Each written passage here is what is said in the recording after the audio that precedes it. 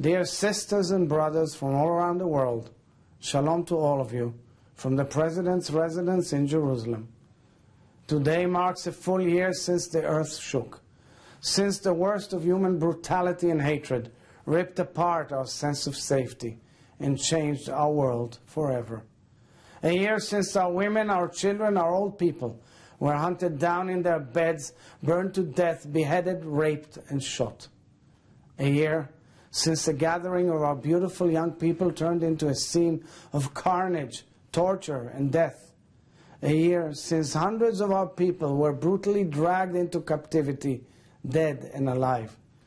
And we must be honest, here, now, when the passage of time should be able to offer comfort and some sense of closure, the earth shakes still. Our wounds still cannot fully heal because they are ongoing, because hostages are still being tortured, executed, and dying in captivity, because they and their families are still living in the loss and the terror of October 7th, right at these very moments, because tens of thousands of families still cannot return home. In many senses, we're all still living the aftermath of October 7th. It is everywhere in our country.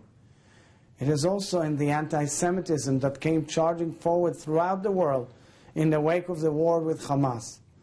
It is in the ongoing threat to the Jewish state by Iran and its terror proxies, who are blinded by hatred and bent on the destruction of our one and only Jewish nation state. It is in the tangible fear, uncertainty, and anxiety about the future.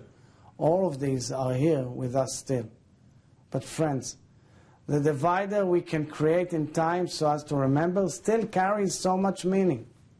This time, 1 year later, is an invitation to come close to the pain and the grief, to look at it with open eyes and open hearts, remembering what we have lost, which reminds us also who we are. We are a people with the power to keep standing up again and again against hatred, to get back on our feet from the ashes of tragedy, to fight and to survive, to heal and to rebuild.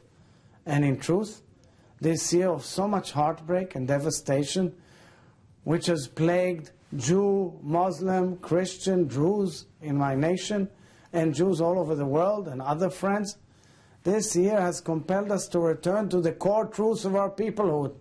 It has compelled us to reconnect with one another and to recommit ourselves to the path of self-reflection, collective responsibility, and social justice that are the spiritual legacy of our people.